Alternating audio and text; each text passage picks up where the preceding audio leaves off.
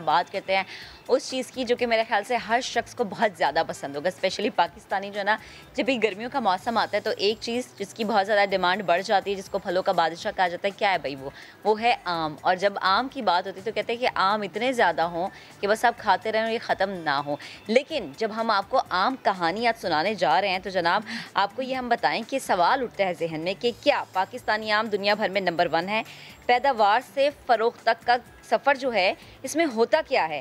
और पाकिस्तान आम से जुड़ी जो दिलचस्प हक़ाइक़ सामने आती हैं वो जब हम पढ़ते हैं, जब हम सुनते हैं तो थोड़ा सा हैरान रह जाते हैं कि अच्छा, जिस मिठास की वजह से हमें बहुत पसंद है आम, और जिन आमों के हमने मुख्तलिफ नाम भी रखे होते हैं, कुछ होते हैं ना शेक वाले आम होते हैं, कुछ छोटे से आम होते हैं, तो वो आम दुनिया भर में जो हैं वो किस तरह से पसंद या नापसंद किए जाते हैं आपको इस रिपोर्ट में दिखाते हैं।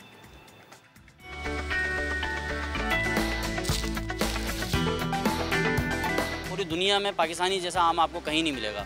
ये सिर्फ आपको पाकिस्तान में मिलेगा जो एक्सपोर्ट भी होता है, और पूरी दुनिया में आपको ये आम जो है इसकी खासियत जो है मीठा, इसका जो मीठापन जो है वो बहुत ज़बरदस्त है।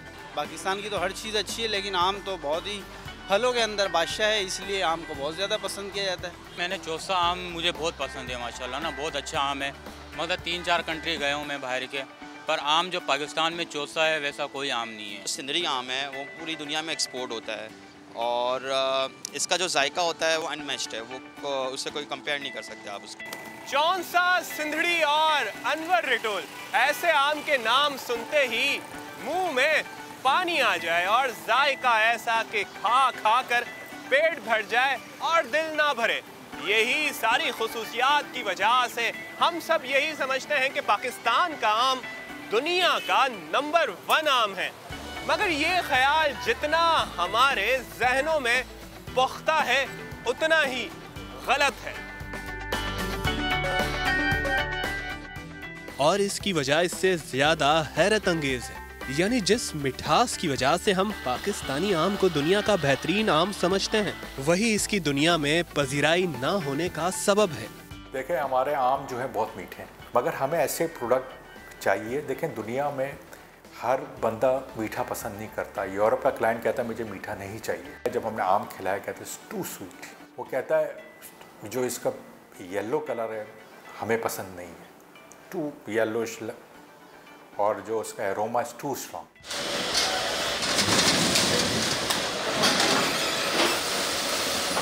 जब जब मुल्क में आम महंगा होता है, लोग यही समझते हैं कि इसकी वजह आमों का बड़ी मिकदार में बरामद हो जाना है,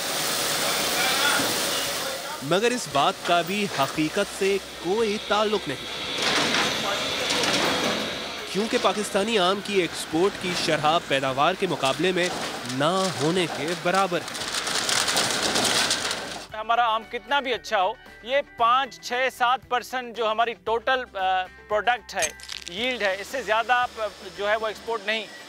देखें, मुल्क में आवाम तो कहती होगी कि बहुत सारी हमारी जो आम हर जगह जाता है, लेकिन उनको जानकर ये बड़ा शौक़ होगा, बड़ी परेशानी होगी कि जी हम 6% या 7% या ज़्यादा से ज़्यादा 8% जो टोटल प्रोडक्ट है वो हम एक्सपोर्ट कर सकते हैं। आम के एक्सपोर्टर्स और काश्तकारों से गुफ्तगू में पाकिस्तानी आमों की आलमी मंडियों में नाकामी की 2 वजूहात सामने आई, जिनमें से एक ज़राअत के जदीद तरीकों का इस्तेमाल ना करना और दूसरा पाकिस्तानी आम की शेल्फ लाइफ कम होना है। हार्वेस्टिंग होती है, ड्यूरिंग हार्वेस्टिंग उसमें ये होता है कि अगर आम हाइट पे है, उसको आपने केयर के साथ और टूल के साथ प्लकिंग उसकी नहीं करेंगे तो वो गिर जाएगा, तो उसको निशान पड़ जाते हैं। तो यूरोप और जो मार्केट, बड़ी बड़ी मार्केट्स हैं, यूनाइटेड स्टेट्स की मार्केट है, कनाडा की है या यूरोप की है, उसमें ये दाग धब्बे वाले आम जो होते हैं वो वहाँ पे वो टेस्ट जो होता है वो सेकेंडरी है, प्राइमरी होता है उसका शेप और फॉर्म और उसकी शक्ल कैसी है। बैनुल अक़वामी मंडियों में राज करने वाले भारतीय और चीनी आमों की मिठास कम है, और इसी वजह से उनकी शेल्फ लाइफ 1.5 से 2 माह तक है। हमारा सिंदड़ी आम है जिसकी शेल्फ लाइफ ज़्यादा है, हमारे पास वाइट चौंसा है उसकी शेल्फ लाइफ ज़्यादा है। कम से कम वाइट चौंसा तो आप 20 दिन तक रख सकते हैं, इस तरह सिंदड़ी भी आप 15 दिन तक रख सकते हैं। काश्तकारों का कहना है कि आम की एक्सपोर्ट बढ़ाने के लिए लंबी शेल्फ लाइफ वाली इक़साम लाने के लिए तहकीक की ज़रूरत है।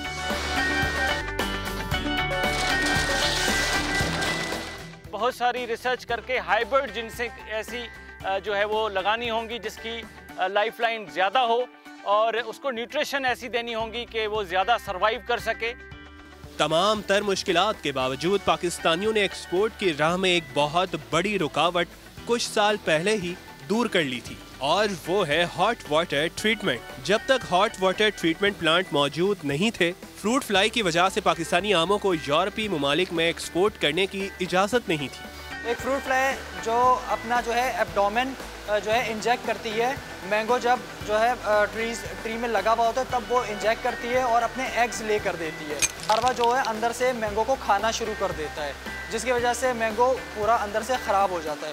तो बहुत सारे कंट्रीज़ में ये फ्रूट फ्लाई नहीं पाई जाती, तो इस वजह से एक्सपोर्ट की रिक्वायरमेंट है कि आप इसको हॉट वाटर करें। ये हॉट वाटर से मैंगो को गुजारा जाता है तो वो एग्स किल हो जाते हैं।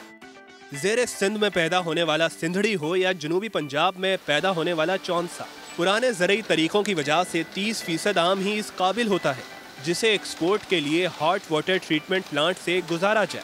और एक्सपोर्ट की इस लाजमी शर्त के भी 4 मराहिल होते हैं। फर्स्ट स्टेप है जहाँ पे मैंगो गिराते हैं, उसके बाद मैंगो को वाश का एरिया है जहाँ से मैंगो वाश होते हैं, क्योंकि मिट्टी या कोई चीज़ आर्ट से आता है, मिट्टी होती है नीचे या कोई प्रॉब्लम होती है तो वो हल हो जाए। उसके बाद जो है फिर हमारा मैंगो टब में जाता है। जो मेन चीज़ है, जो मेन प्रोसेस है हॉट वाटर वाला, उसका टेम्परेचर 48 होना चाहिए, 48 टेम्परेचर होना चाहिए उसका। और उसमें जब मैंगो हमारा रोल करता है स्लोली मीन 1 आवर 60 मिनट जो यूरोप का स्टैंडर्ड है, 60 मिनट के बाद जब मैंगो वो निकलता है तो फिर वो मैंगो ड्राई होने के लिए चला जाता है, खुश्क होने के लिए। उसके बाद उस मैंगो को हम कलेक्ट करते हैं, फिर उसको रैपनिंग के लिए 2 दिन के लिए रैपनिंग के लिए छोड़ देते हैं, जिस कंट्री की जो भी डिमांड हो। मुल्क में आम की सालाना पैदावार 18 लाख मैट्रिक टन है, जिसमें से 1.5 लाख टन से ज्यादा बरामद नहीं हो पाता। लेकिन इसके बावजूद पाकिस्तान का आम बरामद करने वाले ममालिक में 5वां नंबर है। पाकिस्तान के पास आमों की बरामद बढ़ाने का सबसे बड़ा मौका पैदावार का वक्त भी है, क्योंकि जुलाई और अगस्त में दुनिया के किसी मुल्क में आम पैदा नहीं होता। मगर इस मौके से फायदा उठाने के लिए इस बागबानी को जदीद खतूत पर उस्तवार करना होगा। कैमरामैन सनाउल्लाह और इम्तियाज अली के साथ शायान सलीम, समा, कराची।